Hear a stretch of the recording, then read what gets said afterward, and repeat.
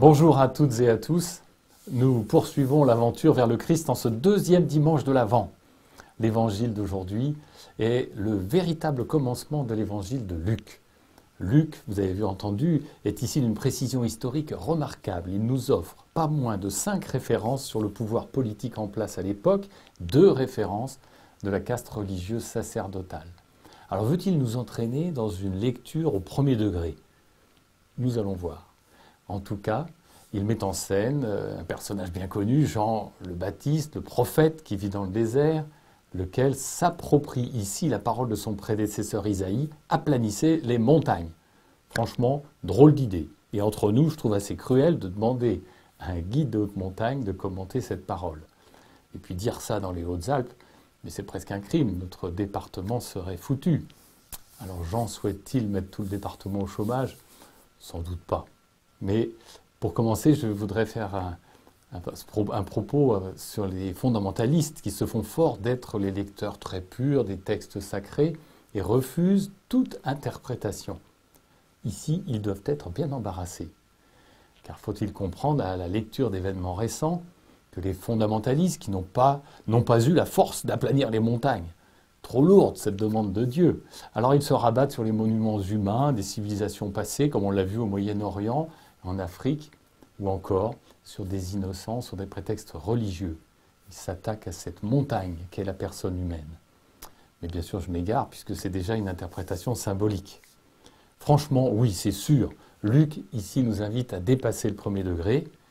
Et d'ailleurs, Jean fait une citation de l'introduction du livre dit de la consolation d'Israël.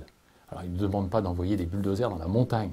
C'est un message symbolique et universel de découverte de l'importance, du poids, donc de la gloire, de la relation de l'homme avec Dieu, chemin de joie, de bonheur et de salut pour tous. Il nous invite à prendre pleinement conscience de ce qui est le plus important dans la vie et de la responsabilité de ceux qui savent se décider à œuvrer pour Dieu. Alors le chantier dont il est question dans la montagne, c'est un peu comme l'autoroute A51 qui permettrait à plus de personnes d'accéder à nos magnifiques montagnes, mais cette autoroute est avant tout personnelle dans 2 dimensions, spirituelles et concrètes. Jean nous rappelle qu'il faut garder le cap, le regard vers Dieu, et en même temps dégager l'horizon de tout ce qui encombre le paysage de nos contemporains et qui les empêche de voir Dieu.